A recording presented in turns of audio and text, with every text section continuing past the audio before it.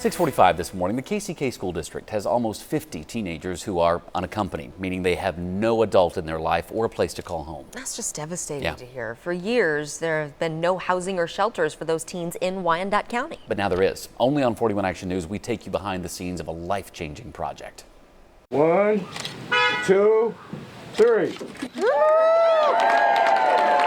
This is Avenue Youth House. It's a renovated home with 18 bedrooms and represents an answer to a heartbreaking question. It is the worst feeling in the world to have a family or a youth come to you and say, my mom put me out, I don't have anywhere to go. And for you to be the adult that they came to because they trusted you and they felt safe.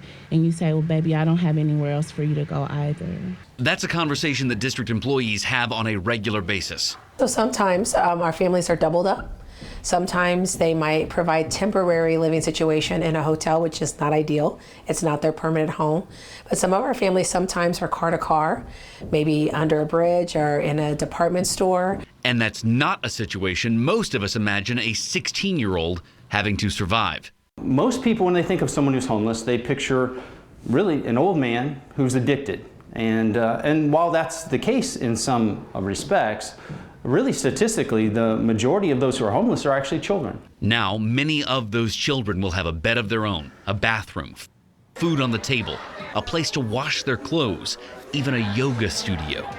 The designers even had help from students at Schlegel High School who've seen what teenage homelessness really looks like. Us teens, we're good at hiding certain things, so I don't think they'll understand that even though we go to school, we have a smile on our face, we're still struggling at, we're homeless and stuff. Don't be scared to, try to get help for it. We have resources now.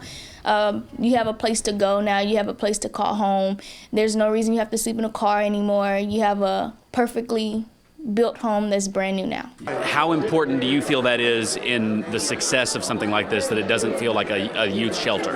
This is home. Wow, this looks nothing like a shelter. And the partner agencies behind the house say that aspect was vital. We want to take teenagers that are coming from brokenness and trauma and put them back together in a whole way. A lot of hard work went into this house. Thousands of man-hours turned it into a place anyone would be proud to call home. But at the grand opening, KCK's mayor suggested another force was at work in this home. I see and I hear the Holy Spirit speaking. All those who donated, those who worked, those who will continue to work, responded to the promptings of the Holy Spirit, because the Holy Spirit reveals to us what God desires for each one of us from the beginning, right now, and forever. Taylor Himness, 41 Action News. Now, the first teens will move in at the beginning of December. The school district is going to help choose who lives there. The house has 30 long-term beds, boys in the basement, girls on the second floor. It will be staffed by adults 24/7, and the KCK School District wants to eradicate youth homelessness. This is just moving forward in that effort. We wanted to see how much progress they've made in the last 5 years. In the 2014-15 school year, there were 1,096 homeless students in the district. Today, it's down to 788, but obviously still a long way to go. Oh, that's